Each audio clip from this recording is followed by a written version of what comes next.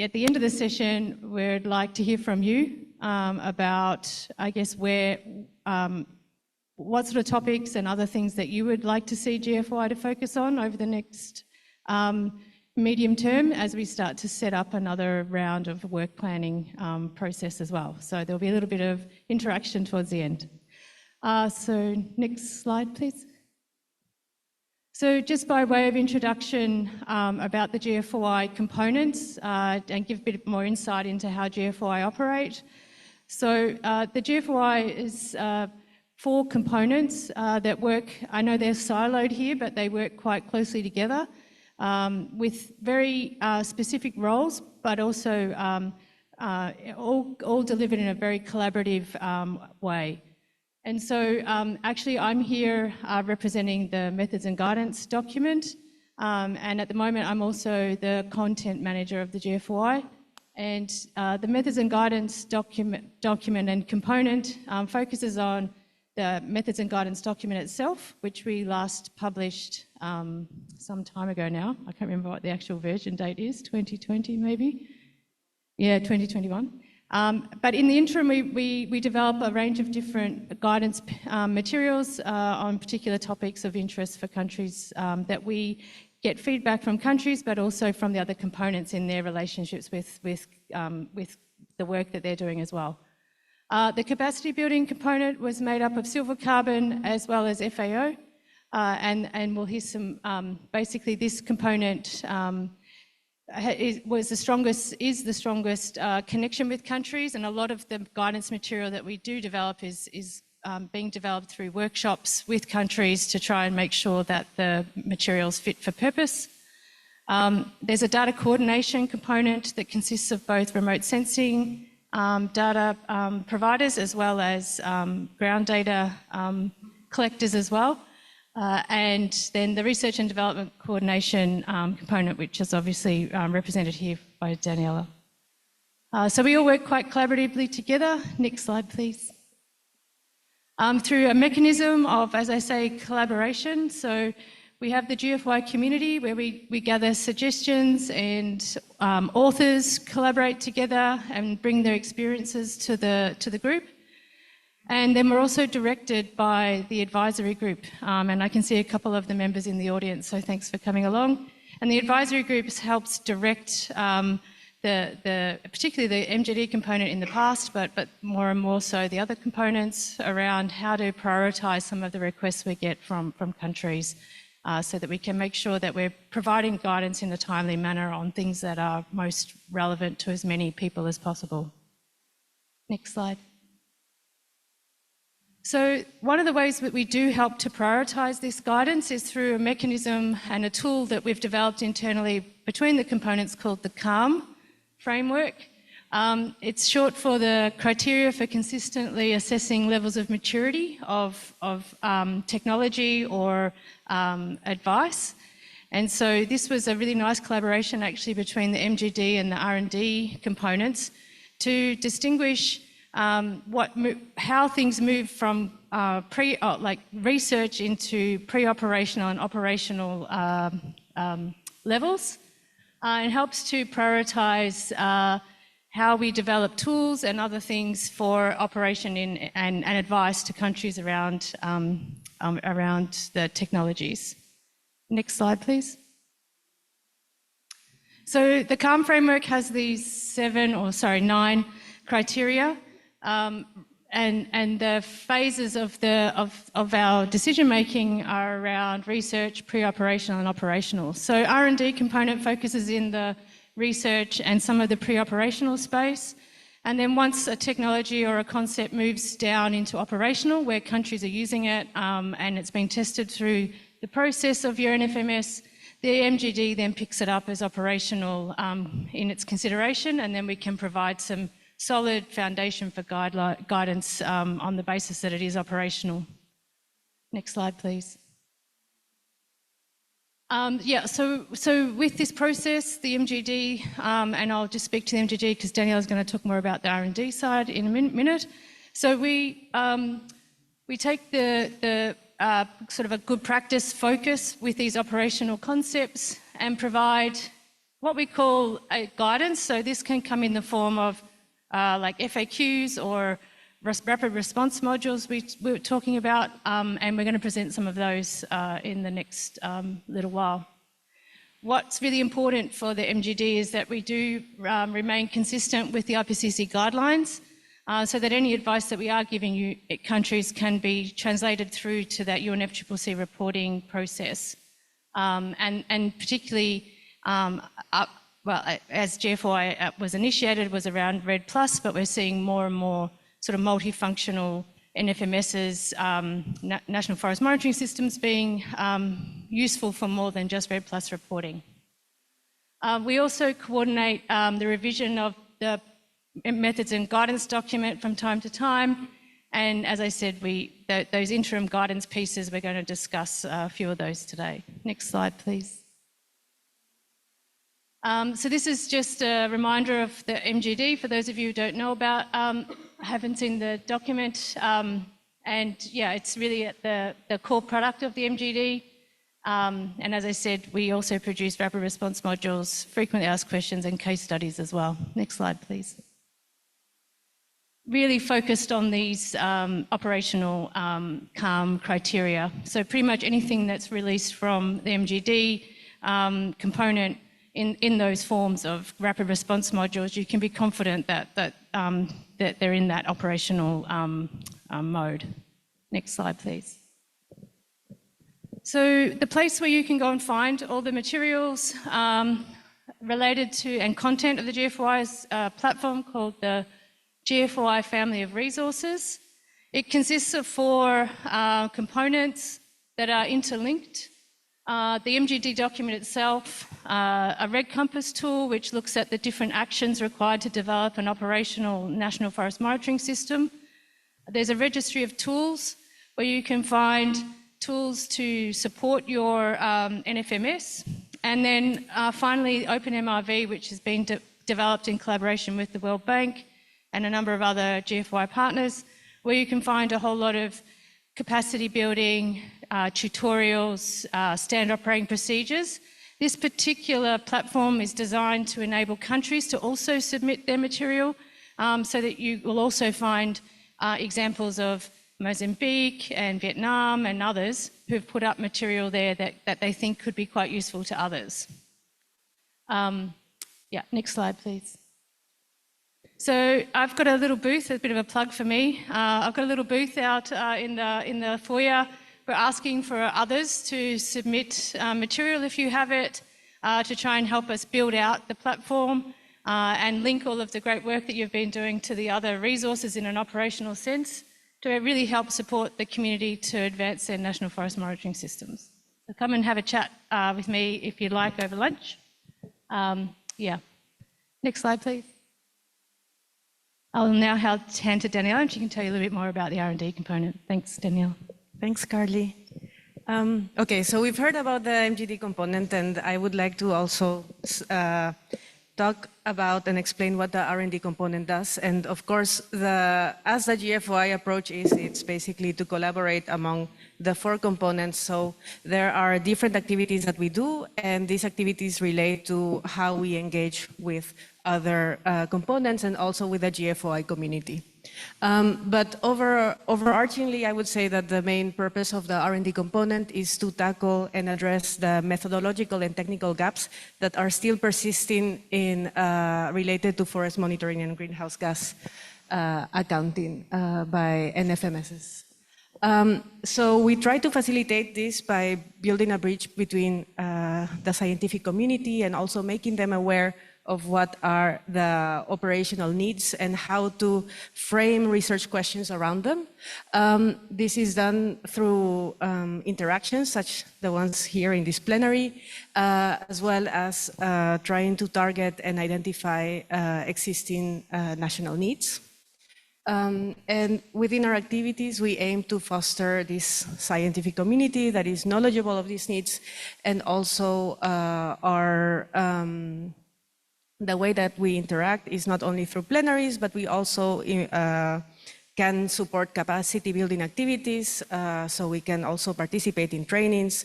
This doesn't only is not only for the benefit of the country teams, but also for the benefit of scientists so that they can become aware of what is actually needed. We also organize expert meetings when there is something that we would like to get some sort of consensus or agreement on regarding technical application. And then we're also involved in international forums, both related to science, policy, and also its interface. Last but not least, we also coordinate research with national teams. This doesn't mean that only me or like the R&D coordinators are doing this, but we actually try to facilitate that that researchers across the world can be put in contact with national teams that have, yes, to address any needs. Next slide, please. So here, I would like to highlight a survey that we have been developing also in collaboration with Sylvia Wilson regarding what the research and development needs are. And this is a survey that has been conducted over the last few months. We currently have around 70 responses. And when respondents were asked about what were the gaps when using Earth observation data to estimate emissions in removals in the LULUCF sector, then many of them answered related to accessibility of Earth observation data, as well as insufficient technical capacity and also inadequate data. So these are things that will help us not only into how we communicate about these data sets to country teams, but also how we can communicate to Earth observation experts and Earth observation data providers. So that is more or less what we, our core activity lies on. Next slide, please. But framing the R&D component also with relationship to CALM, I would say that our focus on our domain is to really sit down and look at the technical implementations that are still at research and pre-operational domain, and try to see whether, you know, like at some point, these methods or data sets could somehow reach to the operational domain. And once we find a use that is more or less between pre-operational to operational, then we are very much, then we would collaborate with the MGD component to try to bring some clarity into our insights from these discussions. And we do that by, for example, organizing expert workshops where we participate and we try to invite interdisciplinary and multi-perspective set of participants so that we can really sit down and discuss the same data set but from very different viewpoints. Next slide, please. So right now, the R&D priorities that we have been working on are the ones that you can see in this slide. And for every priority, we have identified 2 researchers and practitioners, which are considered as a main point of contact. So if you have any questions or you want to get in touch about a specific topic, then I suggest that you reach out to these people, as well as many of them are in the plenary as well, but I know that there are a few that couldn't make it. But also, if you think that I know somebody that is really good at one of these topics and has a practicable application as well, then please come to me, and I'm happy to also try to keep this community, to expand this community. Please, next slide. How do we foster this community? Well, also on top of the collaborations that I have mentioned, we are also from last year onwards, we have been doing these activities called R&D exchanges, where it is basically in online format. They are also recorded. The last ones that we did this year were on tropical wetlands, as well as deforestation and degradation. And then we aim to do one on uncertainty assessments, most likely in November of this year.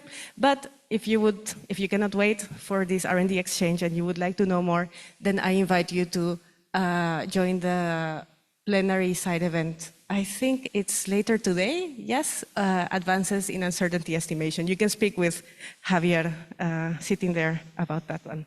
Next slide, please. And I think that is it. I hope this joint presentation has given you a little bit more clarity as how these two components work. And now I would like to pass the mic. I would like to present the next presentation. So up next we have, I think it's Sylvia Wilson, who will give an overview on the deforestation alerts module. Thank you, Daniela. Good morning, everybody. I'm going to present the deforestation alerts and monitoring systems module of the MGD of GFOI. And if you can go to the next slide, please. I just want to start by saying that this module, it's 5 authors there, but it's a compilation of years of work with countries.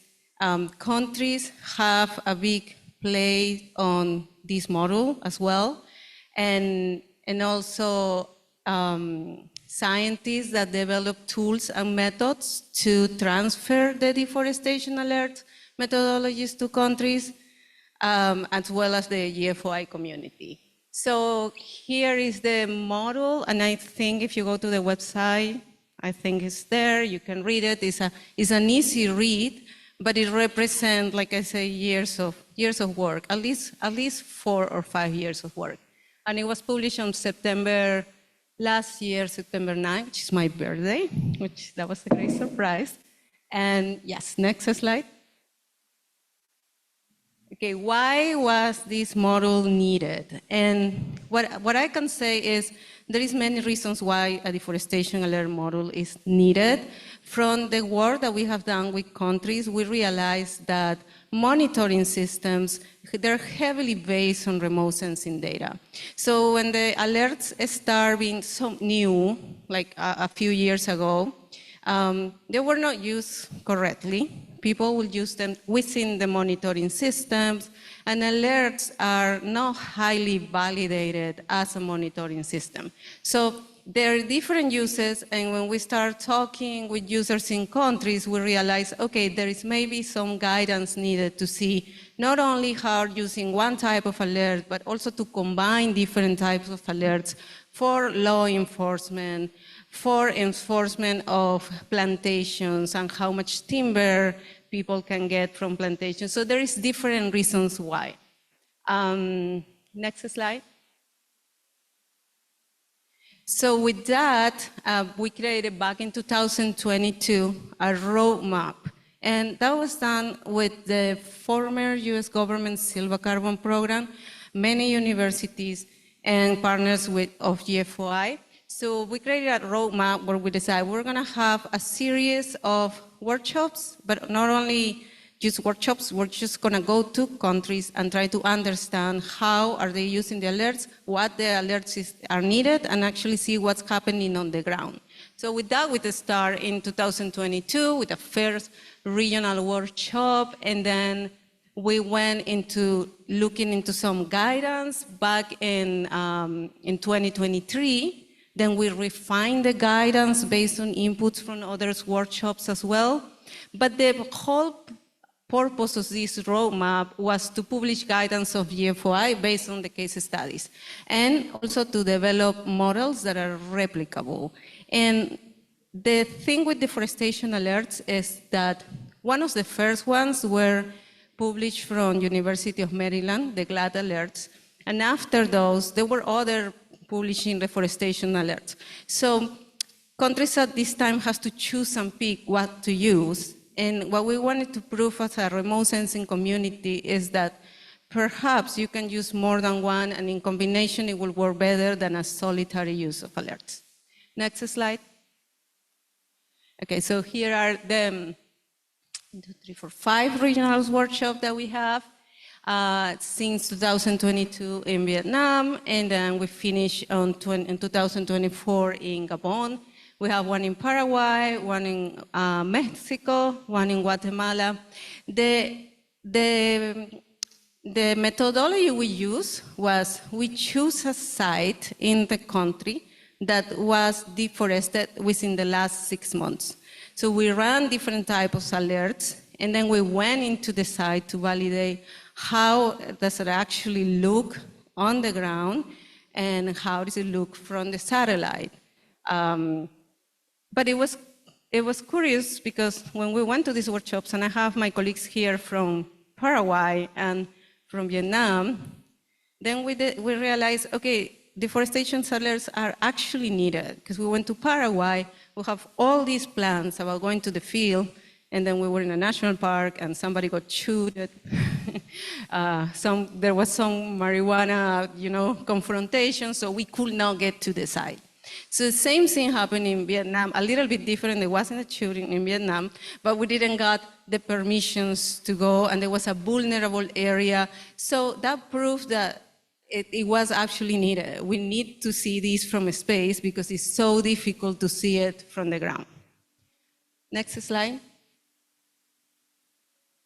So this is Gabon. This is one of the examples. We did this on each of the countries, and we have all of these materials, and it's very interesting to see. So that was a clearing in Gabon, and then that's the site that we visit, and there was a conversion of secondary forests to agriculture. So next slide.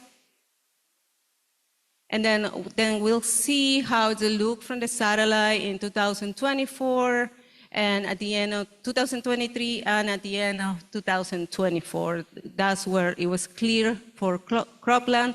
This is only one example. We did that for all of the countries. So we did that for 6 countries, and some of my colleagues are already doing this to see if there is more findings that we can get.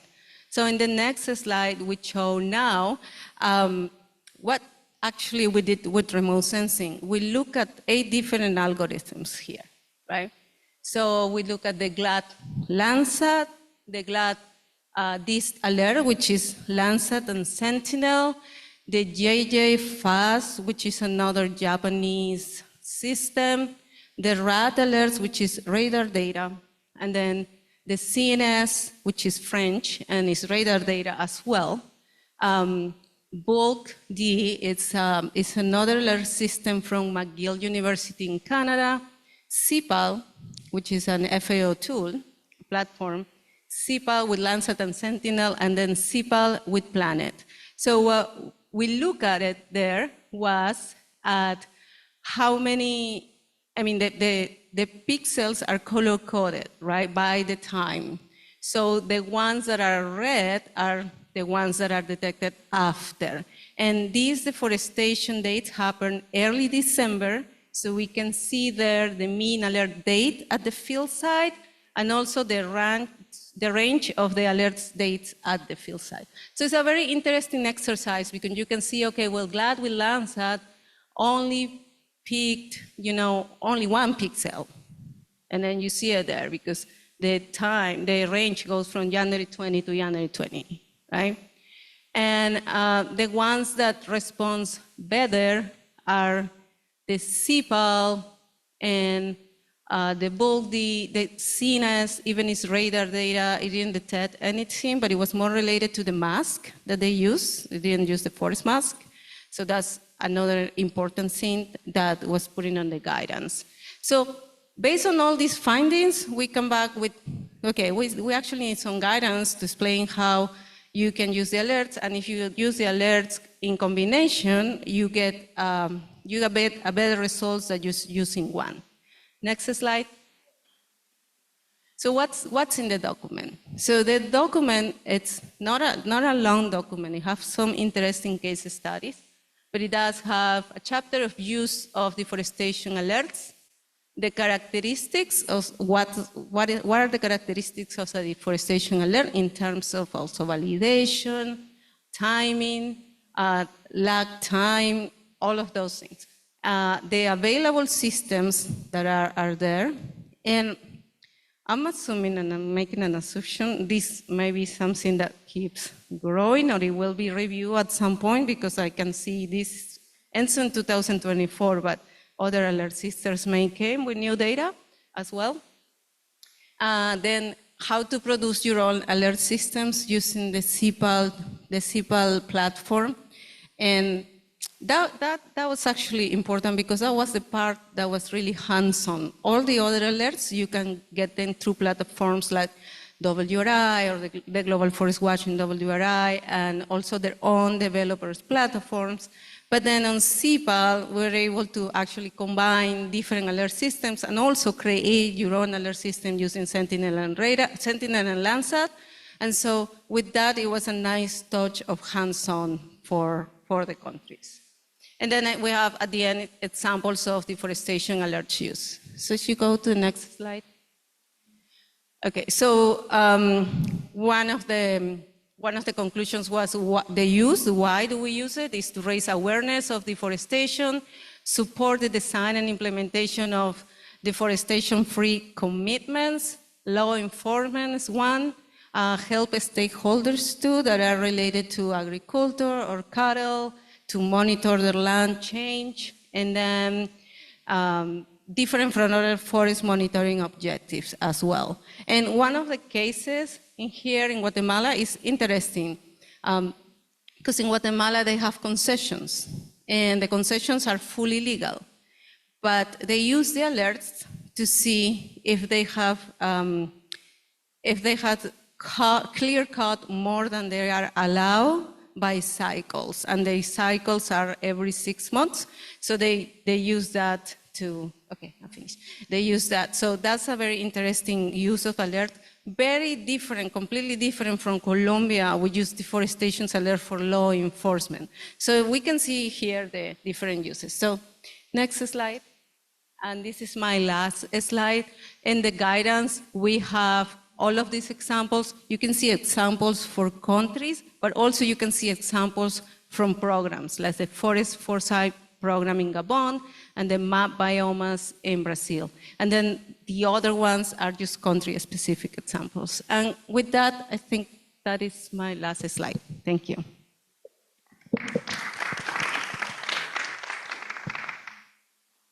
Thanks, Sylvia. I think you could see Sylvia presented very well how the guidance of the GFOI is developed through a process of understanding countries' progress, and then as things get operationalised, demonstrating the success stories of those and how others can learn from and take those on. I'm going to talk briefly about two other pieces of guidance that the GFOI has published in the last 12 months. One on blue carbon and another one titled Accounting and Estimation. So next slide, please. So the QR codes here link you to the location where the guidance we're talking about at the moment can be downloaded. At the moment, these modules are as PDFs, and as I said, we're calling these rapid response modules because they're interim pieces of guidance that we respond to an issue in between updates of the MGD. So this particular piece I want to speak to now is a piece on blue carbon. One of the queries we've had from countries over the years is around how to integrate the 2013 wetland supplement, the concept of coastal wetlands as well as blue carbon into their national forest monitoring system, particularly around the challenge of the definition of mangroves as either a forest or a non-forest. And so it's really to bridge the gap between the scientific understanding and policy acknowledgement of coastal wetlands and their critical role in both mitigation and adaptation in climate change, and some of those challenges around reporting. So there's a little bit around the 2013 wetland supplement in this particular module, as well as some extra insights from the 2019 refinement. Next slide, please. So this particular, as I said, this piece of guidance, the rapid response module, focuses quite a lot on that definition of what blue carbon, how blue carbon can be translated into your national inventories, and acknowledging that it goes beyond forests, and the transition of the definition of mangroves, but also consideration of tidal marshes and seagrasses and how they might fit into your national inventories that you submit to the UNFCCC. So it goes slightly beyond the concept of forest lands in this case. Next slide, please. So one of the particular pieces in the guidelines, in this guidance, is to, I guess, provide some support around overcoming some of those difficulties with classifying and stratifying coastal wetland ecosystems, especially where that land-sea boundary can be quite dynamic. And so there's some guidance in there around navigating those complexities. And then a little bit of uncertainty, addressing a little bit of uncertainty around how to assign wetlands to those IPCC land categories to support countries in how they report. Next slide, please. So we have these tables to sort of track you through a time series of land representation to basically help with how you might report that through time with different management or impacts in those lands classes and how they transition through the reporting land representation classes, categories. Next slide, please.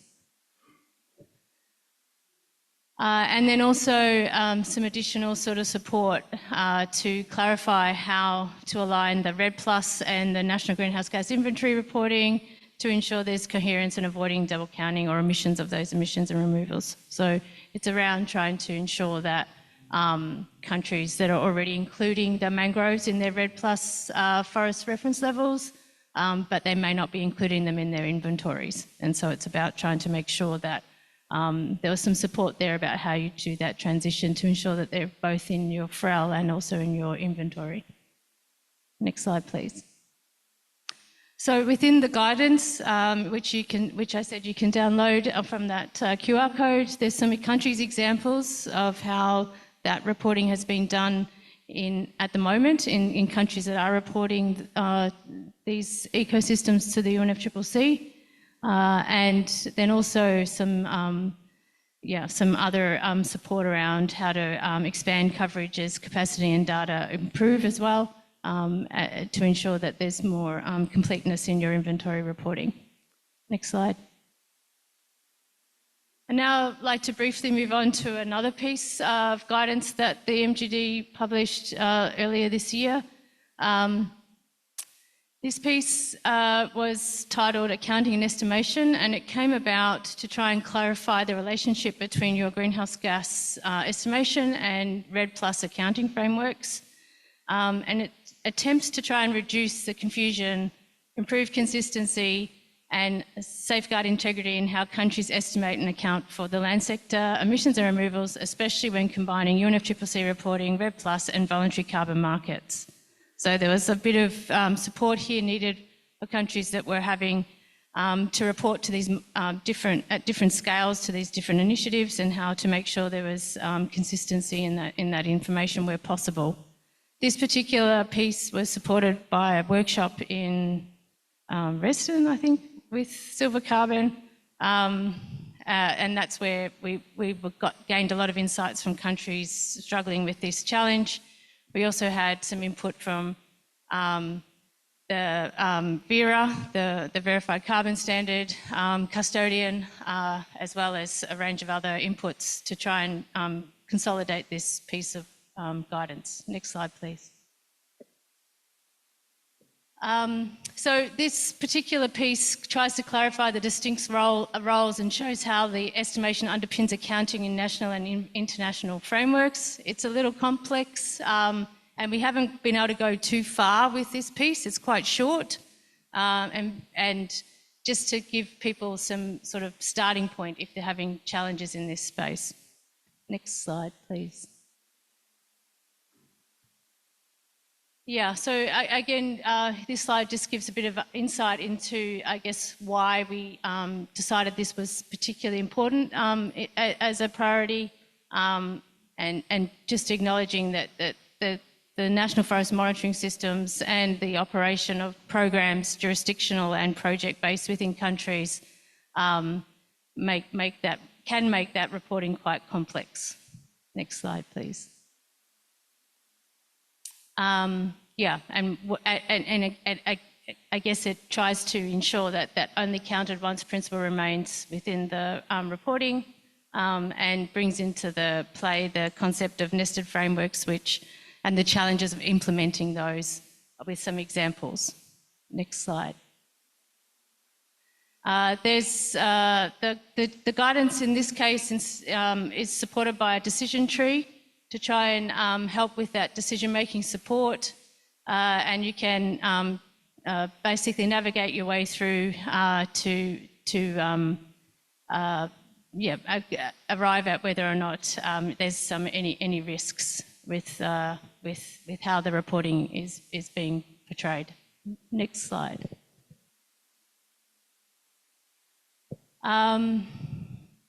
Yeah, and in the end, it provides practical steps to align, including collaboration on emission factors and activity data between projects and national inventories, and yeah, just some recommendations around sharing of data, registry systems for tracking transactions between national and project scale reporting stakeholders. So if you're having some interest in this area, I'd recommend you download this. It's quite short and yeah, just gives you some small insights into some of the challenges and possibly some support and decisions that can help you ensure consistency in your reporting.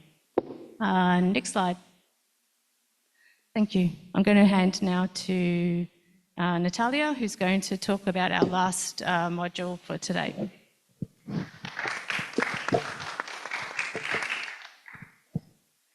Thank you, Carly. So I'm excited here also to be here and present part of the modules. I'm going to show you a bit of the motivation and the background of also the most recent of one of these rapid response modules that has to do with biomass estimation. Next slide, please. So as a sort of like the motivation and regarding this module is that, as you may know, there are more earth observation biomass products than ever before available, and more are becoming available with the, for instance, resuming operations of the JEDI satellite, but also the latest launches of biomass from ESA and also NISA. So the message here is that, as you may know, there is more and more information on biomass from Earth observation derived products. Next slide, please. And to take you a bit back on the history on this, well, as you may know, like the guidance of the IPCC refinement document in 2019 and the MGD document that Carly already referred from 2020 already started to narrate in a more of like a general recipe how these biomass products could be used and incorporated on national reported and to do the monitoring of biomass. But there was not really much concrete examples at the time. Next slide, please. So from then on, several workshops and expert exchange meetings started to happen from 2022 to 2024. Most of them related, it involved a pool of diverse of experts coming from, for instance, forest agencies, MRV specialists, map developers, NFI specialists from the research community, and so on and so on. And whereas they were aiming for different purposes, each of them, and also organized by different organizations as well, one of the ideas was to assess also like the suitability of working with these biomass products for biomass estimation. And I think one of the common things that were dropped from these or were taken from these workshops were the need to provide further guidance. I think that was a common consensus that more orientation was needed on how to implement this. And actually, on the last workshop that you see there in Germany, we started to draft, which actually took place exactly a year ago. We started to draft the outline of such guidance. Next slide, please. And today, which brings me to today, a year after, we have this document available now online. And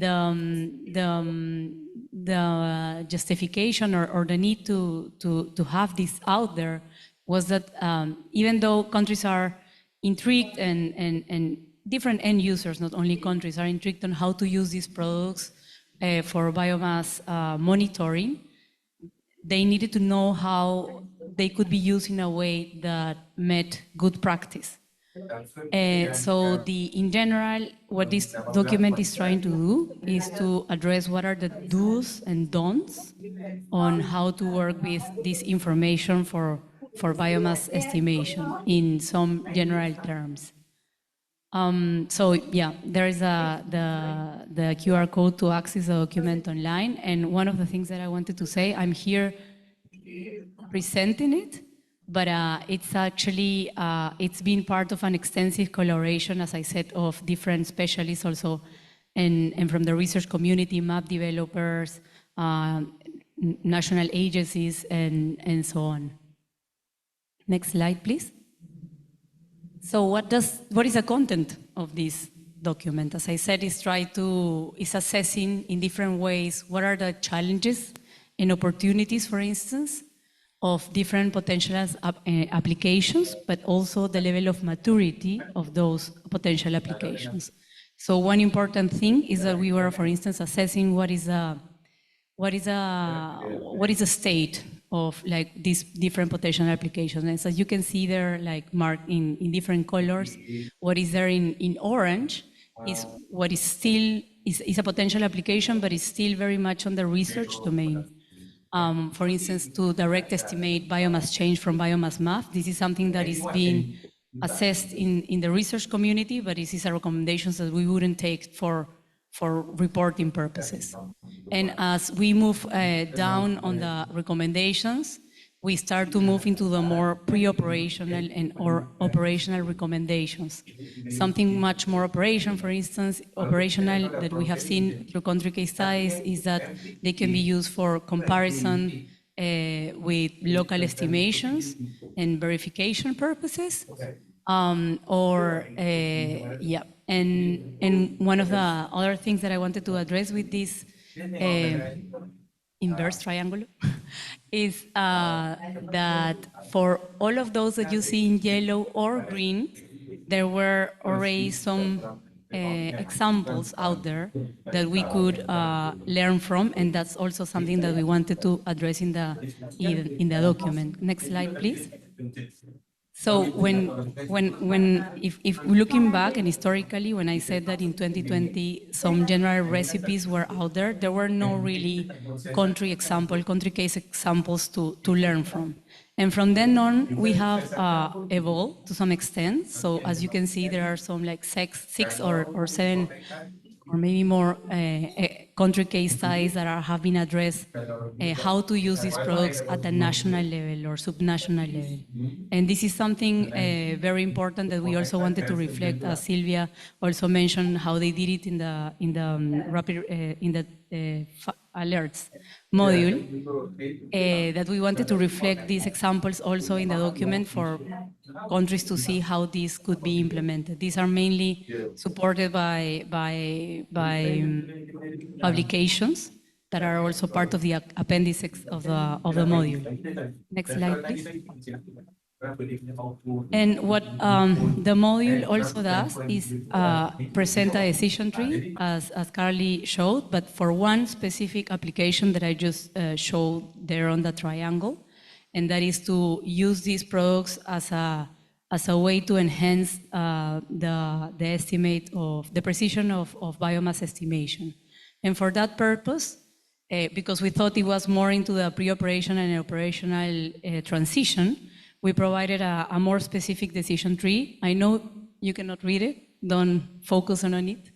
What I wanted to highlight here are 3 overarching messages of the tree. And one of them being, for instance, that even though we're using these biomass maps or they are recommended to be used, there is always going to be the need for ground reference data. And those biomass maps, to what the extent that we are recommending there, they are being used as auxiliary information. Another recommendation or overarching message is that those methods are dictated, the methods that you see there presented in blue, are dictated by the quantity, that is the level of completeness of the data that you have on the ground, but also on the quality of that reference data. And also the sampling design that every country assigns to use to acquire it, right? Like there are different NFI, national forest inventories, for instance, are those reference data that we are referring to in this context. And as you know, every country has their own approach and design. And the last overarching message is that, let's say that the more complete the data is, we are migrating towards the left side of the tree, which means that we have a bit more of confidence on the approach recommended. Whereas if you move towards the right side of the tree, where the data starts to become a bit more and more limited, or the quality it's to some extent compromised, there are still approaches recommended to build up on your estimates, but with a bit of less confidence. Next slide, please. I think that's all from my side. Thank you.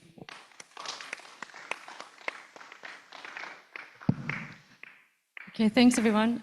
Before we jump into the questions for you from us, I thought we might have 15 minutes or so of questions from the floor, if there are any about the 4 modules. So this year, well, in the last 18 months, MGD's published, as we said, the rapid alerts module, the accounting and estimation, the blue carbon, and the biomass maps just yesterday or the day before, actually. Someone's fresh off the press. So does anyone have any questions at all about the 4 modules that we just presented? In the back.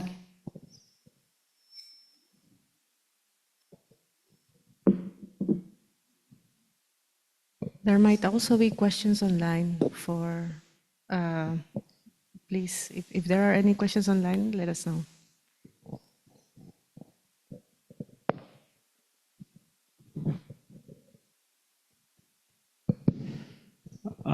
Thank you, Green and colleagues, for the presentations.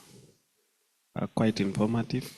I have 2-3 questions. One is on the blue carbon,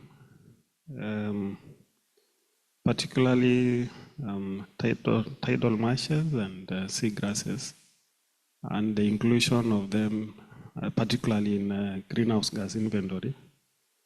I wanted to know whether we have classic examples of countries that have been able to do this. And if you look at the IPCC classes, probably they fall under wetlands. But again, depending on country, we can further stratify the wetlands to some other subcategories. So I really wanted to understand, because sometimes there are most of the countries may not have mapped the salt marshes and seagrasses. And how are we accounting in terms of doing the emission or removal estimation? That is one. Number two is on the biomass maps. I don't know whether you've not released the PDF version, because I've checked it online, it is not yet available. Even the QR code is not working. But my question is on the stratification. Is it based on biomass stocks for the examples you've given for different countries? Is it based on biomass stocks, or is it based on existing stratification by ecological zone or biomes in a particular country? Thank you. I can start with the blue carbon, and then I'll hand over to others to talk about the biomass maps. So on the seagrasses, the guidance discusses some of the challenges around classification of or identification of seagrass areas. It discusses briefly some of the challenges that the case studies I mentioned, so the US and Australia have had, to try and elaborate a little bit there. But the module itself really just really has quite a focus on the transition from I guess it's the classification of mangroves from either as forest land or wetland categories. So the reason for that is, as you've pointed out, the challenges around seagrasses, because the MGD focuses on operational examples. We don't really have one at this point to move into the guide to put into a module, but we do highlight the challenges around that. So yeah, that's the brief answer there. Great. So in terms of the biomass module, yeah, apologies if the QR code doesn't work. Where it is based is on the list of documents that Carly was showing at the beginning, that on the Red Compass website. If you go down, there are all the modules there. All the modules are there available, and one of those includes the biomass map, so you can easily access it through there. And on the recommendation on stratification, I guess that, like as I said, the tree that I was showing there is addressing one specific question and one potential application. There is a pool of opportunities, but what we were confident enough to provide a guided decision tree was on the way these maps could be used for estimating forest-related biomass stocks. There are in the tree, if you have the chance to access the document, there are some recommendations also there to use them for stratification or post-stratification, for instance, the biomass maps, or it very much depends on also the need that you are trying to address, or the question that you are that you have based on your country circumstances. So I think that there are several recommendations there to see, but they are addressing one specific need, which is how to enhance those forest-related biomass estimates. I don't know if that clarifies the question.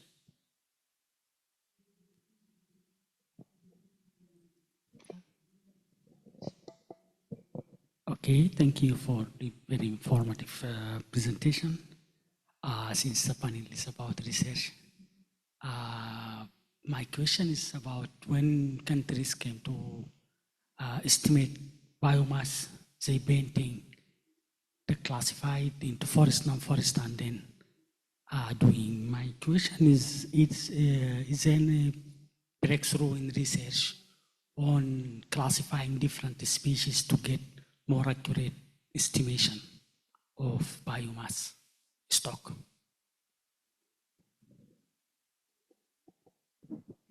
Can I perhaps ask for a classification? The question is related how to use these maps for classification? Yes, to differentiate between different species, because different species mean different biomass content. So, Yeah, well, what I can say now is, for instance, the explanation behind the tree and the way that, for instance, you can use those maps are described in the document. Perhaps going over them at the moment would be a bit hard. But also the document itself navigates you on the general recommendations of what is possible to be done at the moment and what is not, and what is the level of operability of also the potential applications that are described. I think that's also an important message to highlight here. I would also add, as we were working through this module, one of the key messages that we wanted to highlight was the importance of integrating it with ground data. And these ground data, for example, national forest inventories, also have information on biodiversity from like the tree component, which is something that we would see as like how can biomass maps support national forest inventories. And there are some uses that we have identified that are very much on the operational domain and that we already have examples for, in which NFI data, for example, was re-stratified based on like a biomass map, and this gave in the end, like a better insight of how to look and group national forest inventory data. So that is one of the operational examples. It's not directly related to biodiversity, but it's related to how to integrate it with ground data that is available. Any more questions?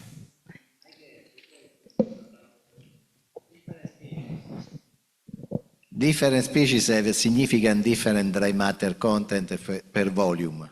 So my understanding that you see the volume from the satellite, and then you infer the biomass in terms of dry matter. But there are species that have a 0.6, and species that are 0.4.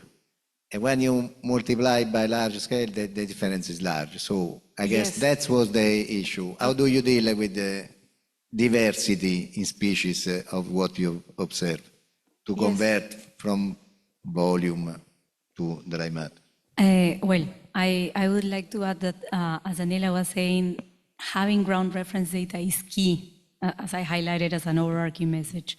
So probably if you have data from the ground and from your national forest inventories that are identifying those species and have recognized so that diversity on the species per se, I think that can be incorporated on the and be reflected on the estimations. Sorry, again, but this is important. I mean, for the satellite, you see broadleaves from conifers quite easily, I suspect. And so you may already have a different, I mean, yeah, you need the data, but the biomass map are very useful when you don't have much data, because if I have all the data, no. A biomass map is a model to extract information when the information is not enough. You extract more information as possible from the few data available, which is good, is needed. Yes, I agree. So, question is, when you do this biomass, are you able to identify different types of vegetation, forest vegetation, beside the conifers from broadleaves, and then to assign I mean, Italy is a small country. In the same pixel, you have broadleaves, conifers, you have very different species, the vegetation, so the result is different. That's a great question that is, I think, more related to the research domain, I would say. I mean, I fully agree that it's really, I mean, maybe just taking it back to the module, I would say that the considerations on the good practice of what type of biomass data set to use also relates to what is data that has been used as an input. So only using if the use of a biomass data set is, we choose something that is not representative in terms of biomass metrics, but we also know that the calibration data is not coming from the type of forest that we want to have insights on, then that is also something that we should consider when we are thinking of which map to select. And the good thing is that that is also in the module.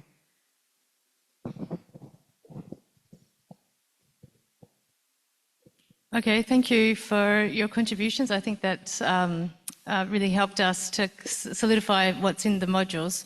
We've got a couple of questions for you now.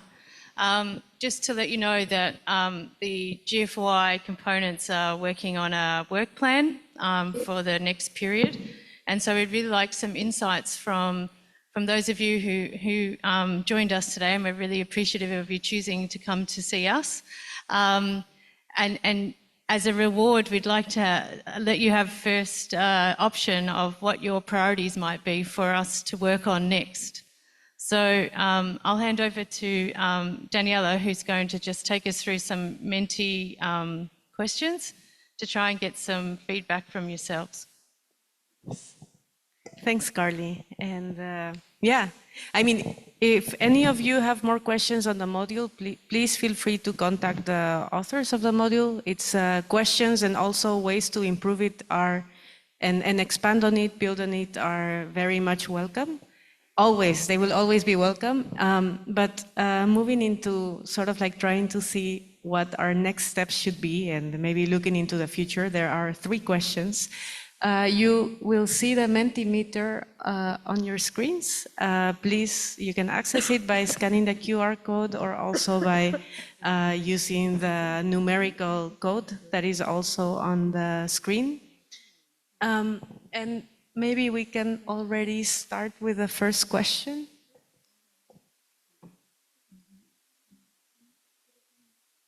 So the first question is looking more into the activities of the R&D component. This is always something that we're trying to gauge, and it's more related, as Carly explained, on the CALM framework on the research activities. So things that might not be operational yet, but that we as a community would want to move and push towards the operational domain. So which research themes should GFOI prioritize to better support countries' forest monitoring and reporting? Please don't be shy.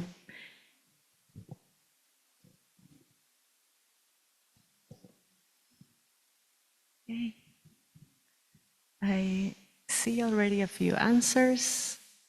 So blue ecosystems are mentioned, also data integration, which I think is one of the key topics that we are right now addressing. I mean, we've discussed it before, but it's mostly related to the integration of different types of data sources from Earth observation to ground data. Country-specific values, which is very much indeed where we are thinking of heading, you know, moving a little bit past the provision of large-scale data sets, but actually thinking of how they can be applied in country circumstances. Biomass estimation, we can keep working on that, and actually we will keep working on that. Community inclusivity, that is very much also something to focus on and try to foster indeed a community of experts. There's also forest inventory, which is great because after this session we're gonna have, there will be in the plenary interesting, well, I am looking forward to the plenary session on national forest inventories.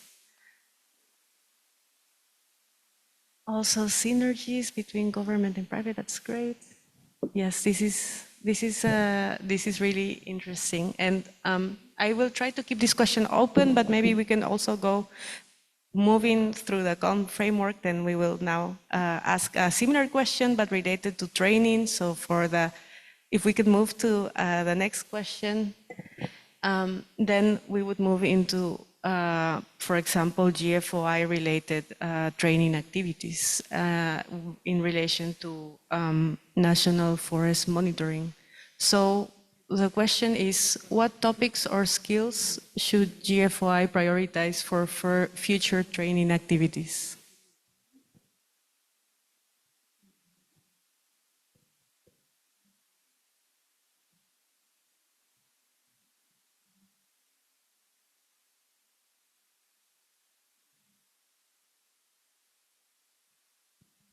We wait while we get some answers.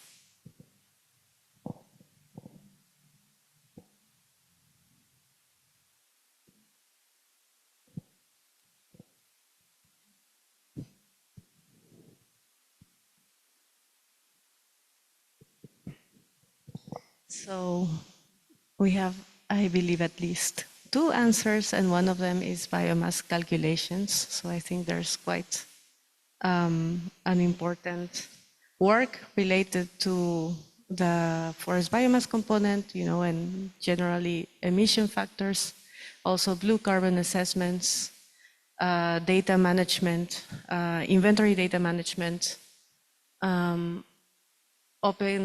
using and accessing open data, SAR also, geospatial topics, on-site monitoring, FRL, subnational allocation. I think what catches my attention is that at least I don't see any clear winners. So I think that the topics are very broad. I would like to see how we could summarize this. Maybe let me just see. I mean, the topics are very broad, and that's also nice. And it also means that we, at least from the GFOI, have a lot of work in trying to continue coordinating these training activities.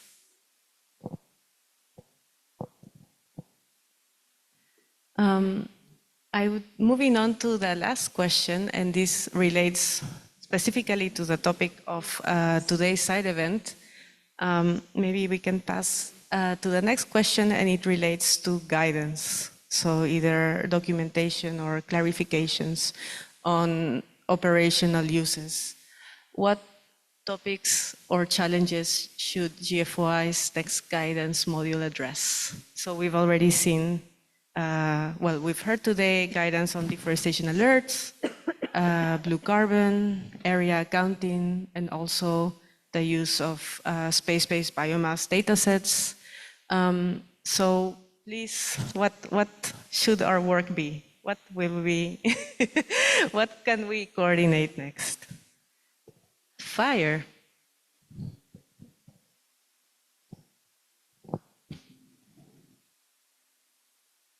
Yes, twice. So we have forest fires. I think that's quite a clear indication, even though we only have 6 answers so far. But also there's still work to be done, at least on biomass or biomass estimation. One thing, I don't know if Natalia, you mentioned, but the biomass module has been put online very recently. So for those of you that, I'm pretty sure many of you have not checked the document, so I suggest for you to have a look through it and also get in touch with us to see what our next steps could be. But indeed, I think fire is one that is the most present topic. There's also carbon calculation, uncertainty estimation, very important. Transparency in inventory, accuracy assessments, and a follow emission reduction. Again, wildfire management. Yes, Carly, I don't know if you would like to maybe comment on this, as you are so involved in MGD modules. Yeah, I mean, I think I guess fire is also at the top of our mind. We just come out of a session on fire this morning as well. So yeah, that could be quite interesting piece. I also quite like the transparency, and there was another one on the previous slide around training in documentation and how to I guess achieve. I'm reading between the lines there, thinking that something like support around the validation, verification, or the technical assessment of inventories that I guess countries are becoming more active in as they've been submitting their documentation or their reports. So that was on our list actually of things to consider. There's always more work to be done on uncertainty, I think. Everyone's still uncertain about uncertainty, as they say.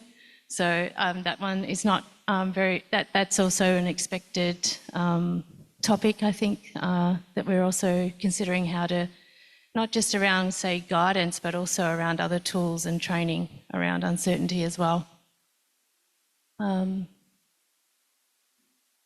Complex mixed landscapes, yeah, that's an interesting one as well. So, very good. Yeah, I think this has been very helpful. We've got there's an advisory group meeting tomorrow. We're meeting here. So I will really thank you very much for contributing to the questions. We'll be able to collate these and take to the group. And I'd just like to make a call out to anyone here in the room, though, if you are interested in being involved in any of the development of the modules or the material, or you have some experiences you'd like to share through either to the R&D component, to the capacity building, or to the MGD, please feel free to get in contact with any one of us. We're always looking for other contributors and experiences to share with the community. We couldn't do the work we do and provide the guidance without the collaboration of the community. So yeah, please get in touch if you have any interest in that. I agree. I think we are more or less on time, so I would like to keep the discussion going. I think we have time for at least a couple more questions before we wrap up. Sure. So if there are any last questions also online from the audience, then we're happy to take them. If not, we can also take them in the coffee break. But first, I would like to open the floor. Looks like people are ready to have a break. Sounds great. Well, thank you, everybody.